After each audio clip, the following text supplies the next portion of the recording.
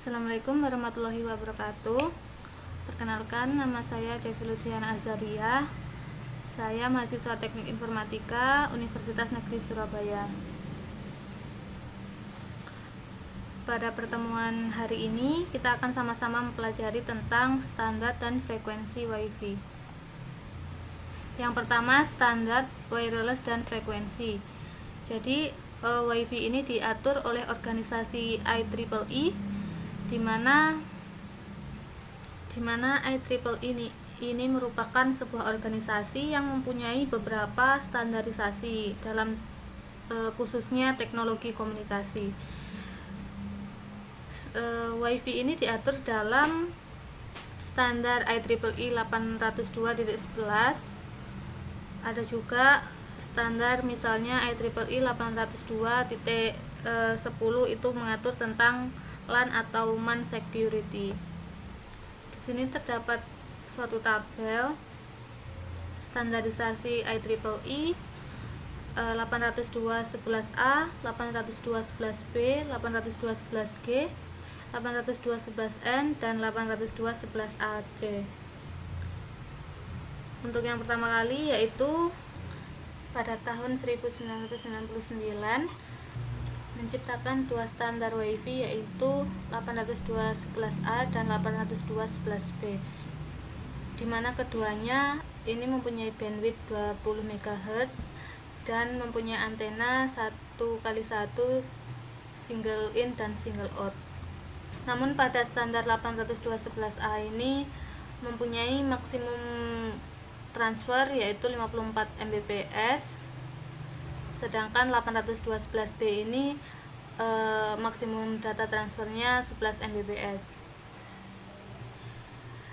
802.11a ini bekerja pada frekuensi 5 GHz dan modulasi 64 km, sedangkan 802.11b ini bekerja pada frekuensi 2,4 GHz. Kemudian pada tahun 2003 IEEE menciptakan standar baru yaitu 802.11g yang bekerja pada frekuensi 2,4 GHz dengan maksimum data transfernya 54 megabit per second. Kemudian untuk modulasinya adalah 64 km dengan bandwidth 20 MHz dan antena 1x1 SISO, single in single out. Selanjutnya pada tahun 2009 menciptakan spesifikasi 802.11n yang bekerja pada frekuensi 2,4 atau 5 GHz dengan data maksimum transfernya 65 sampai 600 Mbps dengan bandwidth 20 sampai 40 MHz. Antena konfigurasinya sudah menggunakan MIMO, multiple in multiple out. Setelah itu pada tahun 2012 IEEE menciptakan spesifikasi baru yaitu 802.11ac dengan maksimal data transfernya 78 sampai 3,2 Gbps, bekerja pada frekuensi 5 GHz dengan modulasi 256 km dengan channel bandwidthnya adalah 20, 40, 80 dan 160 MHz. Berikut ini merupakan perbandingan dari spesifikasi IEEE 802.11n dan AC. Untuk bandwidthnya 802.11n ini menggunakan 2,4 sampai dengan 5 GHz, sedangkan 802.11ac itu sudah menggunakan 5 GHz. Kemudian MIMO-nya kalau untuk 802.11n itu menggunakan single user.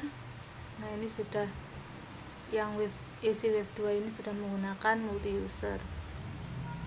Selanjutnya pada physical rate, ini merupakan kecepatan data yang didapatkan saat data secara aktif dikirim. Pada 802.11n ini physical rate-nya adalah 450 Mbps dan 600 Mbps. kemudian 1,3 gigabit per second, 2,34 sampai 2,6. Ini juga ada yang mengatakan sampai 3 gigabit per second. Kemudian yang terbaru 802.11ac yaitu 6,9 Gbps. Untuk channel width-nya pada 802.11n ini 20 atau 40 MHz.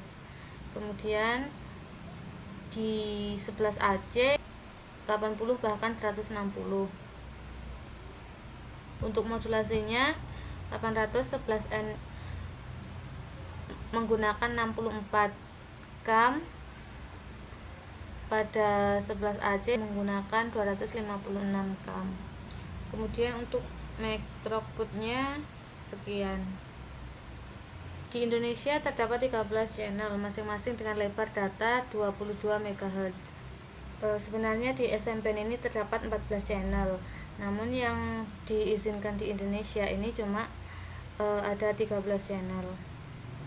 Terdapat 3 channel non-overlap atau tidak saling mengganggu. Secara teori memungkinkan terdapat 3 akses point di lokasi yang sama tanpa saling interferensi. Jadi aslinya 13 itu tidak bisa digunakan clear channel semuanya. Yang bisa digunakan clear channel itu cuma ada 3 channel. Channel 1, channel 6 dan channel 11 ini tidak saling mengganggu atau tidak overlap. Bedanya dengan misalnya kita ambil 3 contoh channel 1 3 sama 6. Nah, ini di sini channel 1 sama channel 3 itu yang ini dia nanti bakalan overlap. Karena 1 sama 3 ini panjangnya kurang dari 22 MHz. Berikut ini merupakan pasangan channel yang tidak saling overlap. Jadi 1, 6 dan 11. 1, 6 dan 11 ini nanti tidak bakal overlap. Kalau 2 itu pasangannya 2, 7 sama 12. Oke, berikutnya ini ada frekuensi microwave. Kita ambil contoh satu channel, channel 14. 14 ini adalah channel numbernya, kemudian 2495 ini top of channel, kemudian 2473 ini bottom channel, dan 2484 ini merupakan center frekuensi. Dari semua ini bisa disebut dengan ISM band. Kemudian channel WiFi 5 GHz. Di channel WiFi 5 GHz ini channelnya itu lebih banyak. Ada sekitar 144 channel. Pada channel 144 ke atas sampai 165 ini udah nggak bisa digunakan untuk WiFi karena channel 144 ke atas itu sudah dipesan untuk radar. Ini channel 132 sampai 144 not yet available in USA. Kemudian ini enterprise ini tidak bisa digunakan. Baru yang customer ini yang bisa digunakan untuk WiFi.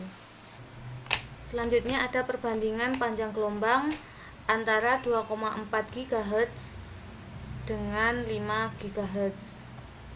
Kalau dilihat dari gambarnya, yang 2,4 ini panjang gelombangnya itu lebih lebar, sedangkan di 5 GHz ini panjang gelombangnya itu lebih kompleks. Berarti kalau lebih kompleks itu lebih banyak untuk menampung data. Selanjutnya frekuensi berdasarkan card. Ada chipset Atheros ABG, biasanya dapat digunakan pada frekuensi. Normalnya pada Atheros ABG itu segini, sedangkan pada Atheros ABG yang 5 GHz ini dapat bekerja di frekuensi ini 49 sampai 61. Kemudian pada Atheros N ini dapat bekerja pada range sekian. Next, WiFi interference. Jadi interference itu merupakan apabila ada sinyal lain yang mempunyai frekuensi yang sama dapat mengganggu sinyal kita. Yang pertama adalah code channel.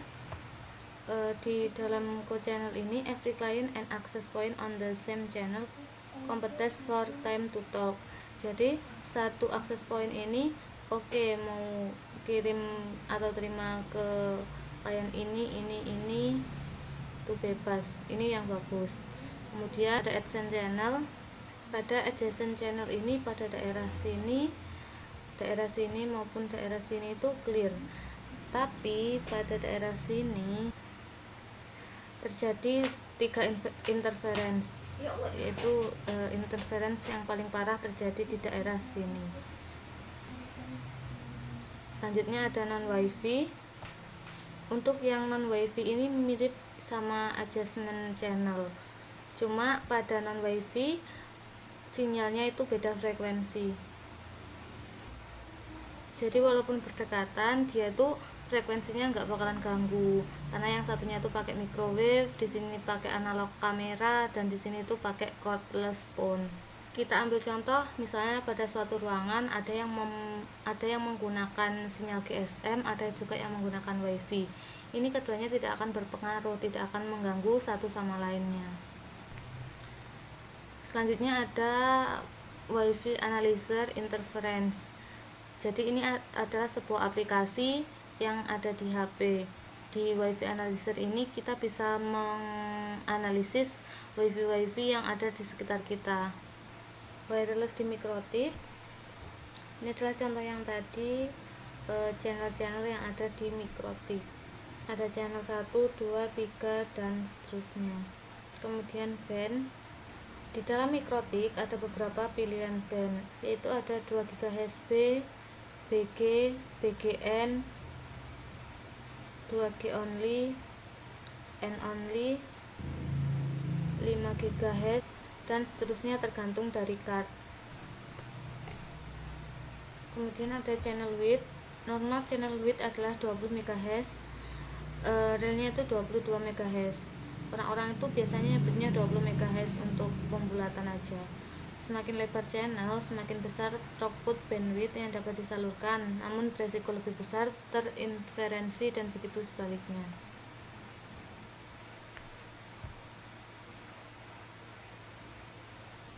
Kemudian channel frekuensi, ada pilihan center tab dari channel frekuensi yang ada.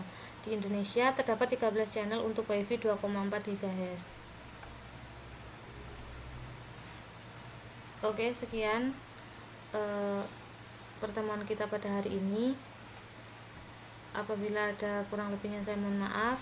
Akhir kata, wassalamualaikum warahmatullahi wabarakatuh.